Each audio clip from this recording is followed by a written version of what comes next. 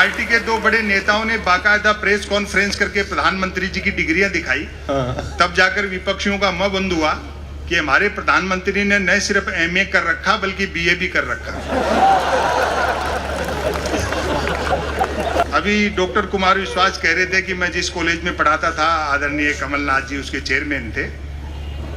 इससे ये भी सिद्ध हुआ कि ये पढ़े लिखे हैं।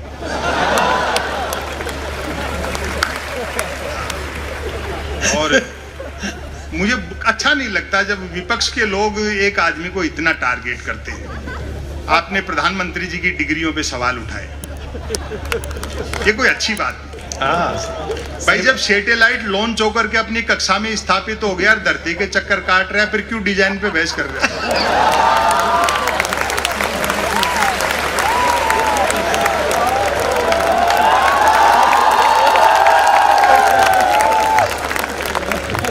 वैसे भी डिग्री से अनुभव बड़ा होता है। कमाल है भाई। मैं ऐसे कई को जानता हूं जिन्होंने एजुकेशन लोन लेकर आईआईटी की थी, फिर उस लोन को चुकाने के लिए उनको आईटीआई करनी पड़ी।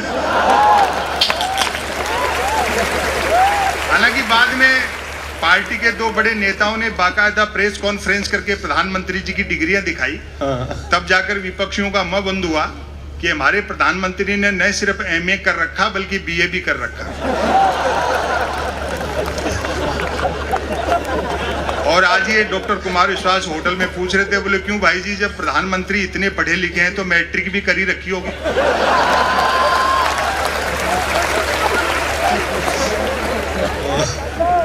यही सब सटायर है। अभी महाराष्ट्र की भी चर्चा आई। दरअसल वो सेकंड की सुई जो है घड़ी की, वो मिनट वाली से आगे निकल रही थी। बारीक है, वाह। लेकिन उसको पता नहीं था कि सेकंड वाली पूरा चक्कर काटती है, तब मिनट वाली थोड़ी सीख सकती है। और ये पहला मौका है मंत्री महोदय महाराष्ट्र में जब चौकीदार का पाला थानेदार से पड़ा।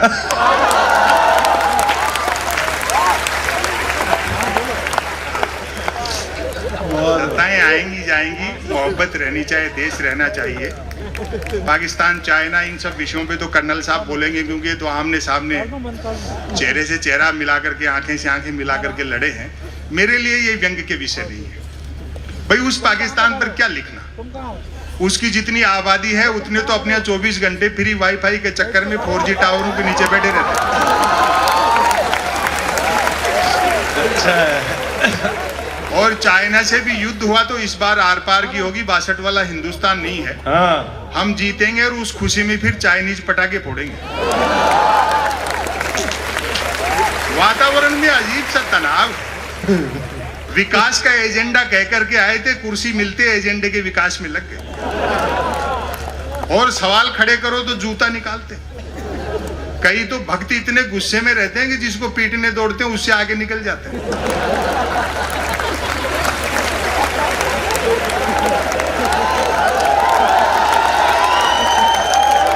भक्त तो आप जानते हो ना, जिसके आंखें तो होती है लेकिन दृष्टि नहीं होती।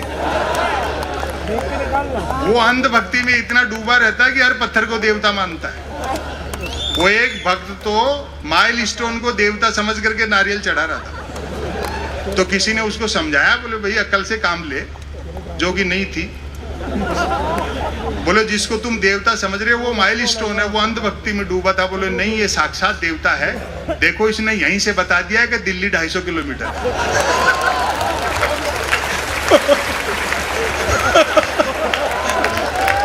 वाह, जिंदाबाद। क्या बात, क्या बात है। ये नौजवान दोस्त बैठे हैं, बुजुर्ग लोग बैठे हैं, अपने परिवार के और छोटे बच्चों को समझाओ कि ये सोशल मीडिया पे इस तरह का काम है, ये आपका समय, श्रम और बुद्धि को नष्ट कर रहा है। इससे कुछ हासिल नहीं होने जाने वाला है। दुनिया की कितनी भी एडवांस टेक्नोलॉजी हो, आप रोटी गूगल से डाउनलोड नहीं कर सकते। बहुत मुद्दों की बात करो, रोजगार की बात करो, सद्भाव की बात करो, महंगाई और भ्रष्टाचार पर बात करो। ये उन मुद्दों से ध्यान हटकाने के लिए इस तरह की शोशेबाजी की जाती है। अभी जैसे धारा 370 का मसला था, मुझसे भी लोगों ने पूछा, ये मेरे व्यक्तिगत मत बता रहा हूँ। बोले जी 370 पर मैंने कहा मूल्यांकन समय करता है। आज हम इस पर कुछ नहीं कह पाएंगे, बैंड तो हमारी शादी में भी बहुत जोरदार बजा था।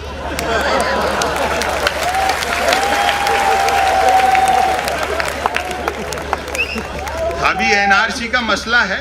मैं समझता हूं कि अगर वो शरणार्थी हैं चाहे घुसपैठिए हैं, धर्म के आधार पर किसी के साथ भेदभाव इस देश की हजारों साल की परंपराओं के विरुद्ध है। न सिर्फ लोकतंत्र और संविधान के विरुद्ध है, हजारों साल की भारतीयता के विरुद्ध है। ये सारी चीजें जो आया है वो सबका है, और ये धर्म के झगड़े भी नहीं है, इतिहास के नाम पे लड़ाते हैं। महाराणा प्रताप का मुख्य सेनापति हाकिम का पठान था। क्या बात है, और अकबर का मुख्य सेनापति राजा मानसिंह थे। वाह, बहुत। वो सब साम्राज्यवाद के झगड़े थे, धर्म भी उसमें एक फैक्टर हो सकता है। तो मोहब्बत से काम लेना चाहिए, समय की अपनी सीमाएं हैं। और मैं एक रचना आपको नई सुनाता हूं जो एक दो जगह सुनाई है, अगर अच्छा सुन लिया तो फिर और कोशिश करेंगे दो चार मिनट सुनाने की। लेकिन ऐसा नहीं है, जो अच्छा काम कर रहा है चीजें भी बदलेंगी। जैसे आज मैं जयपुर से आया, 12 घंटे लगे, डॉक्टर कुमार विश्वास को फ्लाइट से आना पड़ा, उसमें भी 2.5-3 घंटे लगते हैं। ये चीजें हल हो जाएंगी जब बुलेट ट्रेन चल जाएगी।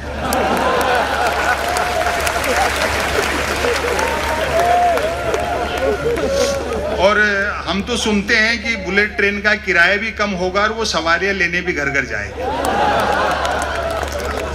और गुजराती दिमाग लगाया प्रधानमंत्री ने। जापान के प्रधानमंत्री से बुलेट ट्रेन के लिए कर्जा भी 50 साल के लिए मांगा है। वो जानते हैं 50 साल बाद न देने वाले बचेंगे न लेने वाले बचेंगे। और इसी शहर के शरद जोशी जी ने एक बड़ी अच्छी बात कही, हम भारतीयों को वह व्यक्ति उधार दे जिसका पुनर्जन्म में विश्वास हो। भाई दिवे 50 साल बाद किसी जापानी को अपना कर्जा याद रह गया तो वो जैसे ही मांगने बंबई उतरेगा, अपन उन्हीं की बुलेट ट्रेन में बैठ के अहमदाबाद निकल लेंगे।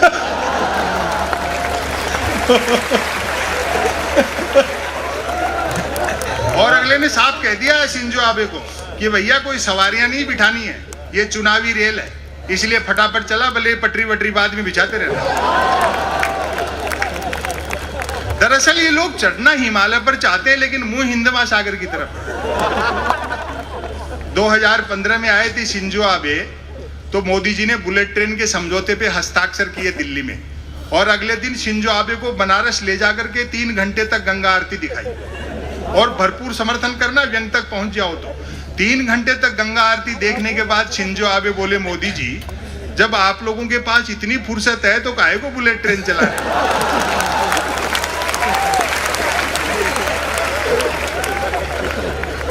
सोशल मीडिया ने भी ऊधम मचा रखा है। ऐसा नहीं लगता कि हम उसका इस्तेमाल कर रहे हैं, अब लगता है जैसे वो हमारा इस्तेमाल कर रहा है। निदा फाजली साहब की 2 पंक्तियां हैं, उनमें अगर शेर थोड़ा इधर उधर करूं तो कहना चाहता हूं कि धूप में निकलो घटाओं में नहा कर देखो, जिंदगी क्या है मोबाइल हटा कर देखो। वाह। मैं बधाई देना चाहता हूं मध्य प्रदेश शासन को कि इस अवसर के बहाने आपने इतने लोगों को घरों से निकाला, वरना तो सब उसी में लगे रहते। घरों से निकलिए, प्रजातंत्र के जो मुख्य उद्देश्य हैं और जो मूल्य हैं उनको पहचानिए, अड्डेबाजी कीजिए, एक दूसरे से मिलिए, क्योंकि आदमी लैंग्वेज से सीखता है, उससे कहीं ज्यादा बॉडी लैंग्वेज से सीखता है। बहुत अच्छा, बहुत। पता नहीं से सोशल मीडिया क्यों कहते हैं। हजारों किलोमीटर दूर बैठे आदमी तो हम चैटिंग से जुड़ना चाहते हैं, लेकिन बस ट्रेन फ्लाइट में सफर करते हैं तो कोशिश रहती है बराबर वाली सीट खाली रहे। आए, क्या बात है। यदि किसी ने कुछ एक अक्षरों तक की नेकी कर डाली हो तो उसको फेंकने के लिए ट्विटर से बेहतर दरिया नहीं है। जो कुछ नहीं कर सकता वह भी ट्वीट कर सकता है, और एक बार जो ट्वीट करने लगता है फिर वो कुछ नहीं कर सकता। मैं तो सोशल मीडिया का लोहा उस दिन मान गया जब एक सज्जन ने YouTube पर मेरे कवि सम्मेलन की एक ही क्लिप को साल में 100वीं बार सुना और नीचे गाली लिखी, लानत है संपत सरल को, नालायक ने साल भर से रचना तो छोड़ो कपड़े तक नहीं बने।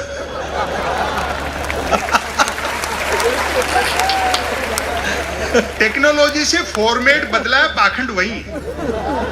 आए वाह, क्या बात है। पहले देवी देवताओं के 16 पोस्ट कार्ड लिखते थे, आजकल देवी देवता का फोटो डाल करके 16 शेयर मांगते। अपनी समस्या से संबंधित कोई भी देवी देवता गूगल से डाउनलोड करो, अपनी मनोकामना लिख करके सोशल मीडिया पे छोड़ दो, घंटे आध घंटे में तो ऐसा वायरल होगा कि आपका देवी देवता नई मनोकामना के साथ आप ही के पास आ जाएगा।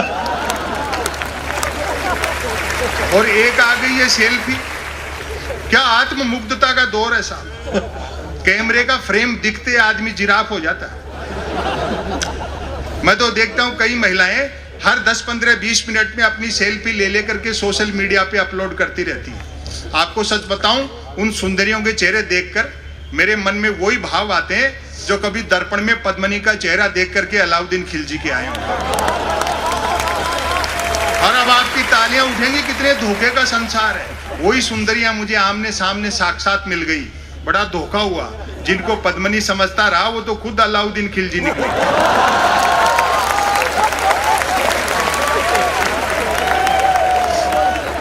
और कुछ नहीं करना, एक मेल अकाउंट खोलना है जो बैंक अकाउंट खोलने से भी आसान है। बैंक अकाउंट खोलने के लिए कुछ तो आधार चाहिए, मेल अकाउंट तो निराधार व्यक्ति भी खुलवा। बहुत अच्छा। बाकी 3 जरूरी चीजें हैं, एक अदद स्मार्टफोन, नॉन स्टॉप इंटरनेट और निठल्लापन। लेकिन सोशल मीडिया का फायदा भी है, एक तो आदमी घर बैठे आवारागर्दी कर सकता है, और सोशल मीडिया का सबसे बड़ा फायदा यह है जो अपने साथ ले जाना जीवन में बड़ा काम आएगा। बेरोजगारी पूरी तरह खत्म हो गई क्योंकि हर हाथ को काम मिल चुका है। बहुत अच्छे संपत्ति। किताबें पढ़िए, शब्दों की तरफ लौटिए, बुजुर्गों का सानिध्य हासिल कर लिए। दुनिया की कोई भी टेक्नोलॉजी ऐसी नहीं है एडवांस, उजाला बनाया जा सकता है, धूप नहीं बनाई जा सकती। क्या बढ़िया बात है, बहुत अच्छी बात है। वाह, उजाला बनाया जाता है, धूप। एक रचना में आज इन कवियों की उपस्थिति में पहली बार सुना रहा हूं, तो आप अगर तालियां वालियां बजा के हिम्मत दे देंगे तो फिर मैं आगे भी सुनाऊंगा। और कुछ भी नहीं हो तो शीर्षक पे तो आप बजा ही देंगे। डॉक्टर कुमार विश्वास और राहत साहब को समर्पित है। सुनिए साहब, रचना का शीर्षक है मन की बात।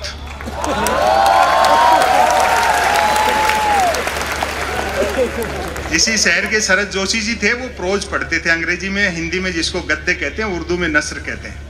बाकी सब आपको कविताएं शायरी सुनाएंगे, मैं अकेला आदमी गद्य पढ़ता हूँ। शरद जी के शहर के लोग किसी शब्द को कैसे उठाते हैं, मैं आपकी मोहब्बत चाहता हूँ। सुनिए साहब, मन की बात। कोई कुछ भी बात करे, बात कुल 2 ही प्रकार की होती हैं, एक काम की बात और दूसरी मन की बात। यदि आप मेरी इस बात से सहमत नहीं हैं तो फिर आपकी अलग बात है। तालियां कमजोर थी। यूं तो बात काम की हो या मन की होती, दोनों बात ही हैं। अब आपकी फिर मोहब्बत मांगता हूं। यूं तो बात काम की हो या मन की होती, दोनों बात ही हैं, लेकिन दोनों में बेसिक डिफरेंस ये होता है कि काम की बात में मन नहीं होता और मन की बात में काम। असल में तो मन की बात की ही इसलिए जाती है ताकि काम की बात नहीं करनी पड़े। मन की बात कुछ कुछ वैसी ही होती है जैसे सदैव 2 व्हीलर चलाते रहने वाले के कभी कार हाथ लग जाए तो वह खाली सड़क पर भी हॉर्न बजाते हुए चलता है।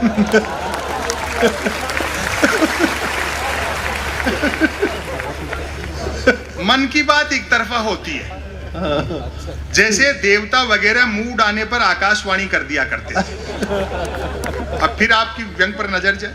मन की बात एक प्रकार का मौखिक प्रसाद होती है जिसे पाने के लिए भक्तों को हाथों की बजाय कान फैलाने होते हैं।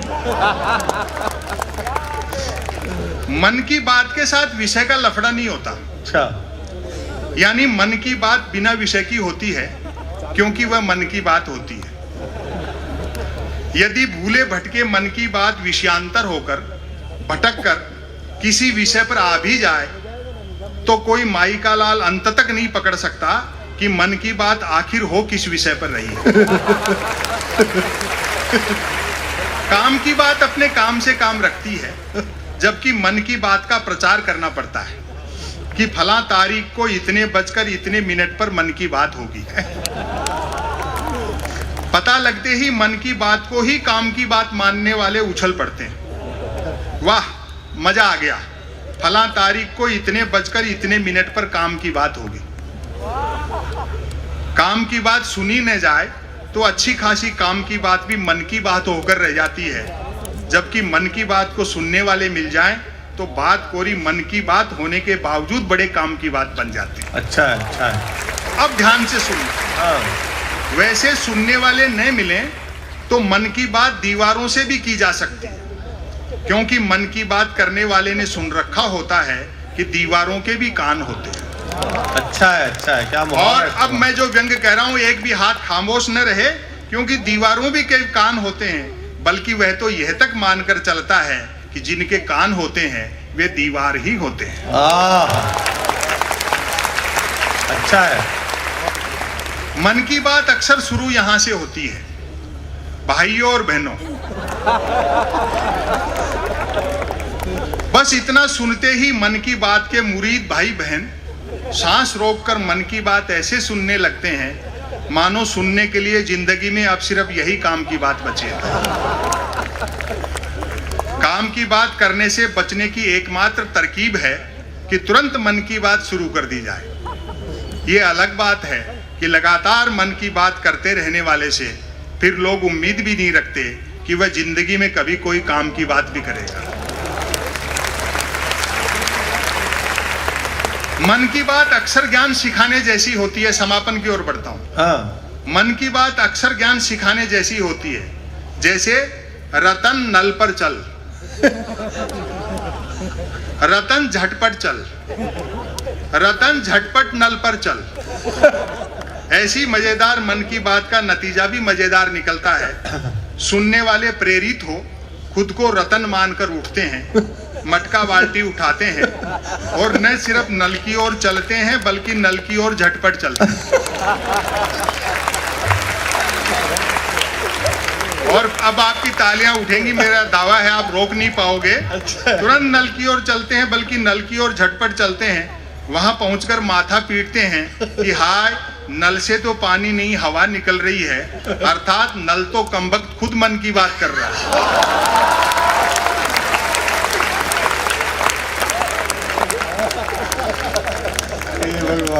श्रोताओं के इस रिएक्शन से प्रभावित होकर मन की बात करने वाला तुरंत अपनी अगली मन की बात शुरू कर डालता है। रतन घर पर चल, रतन झटपट चल, रतन झटपट घर पर चल। मन की बात करने वाला अनजाने में भी काम की बात नहीं करता। वह जानता है कि काम की बात करने से सब काम में लग जाएंगे, तो फिर मन की बात कौन सुनेगा।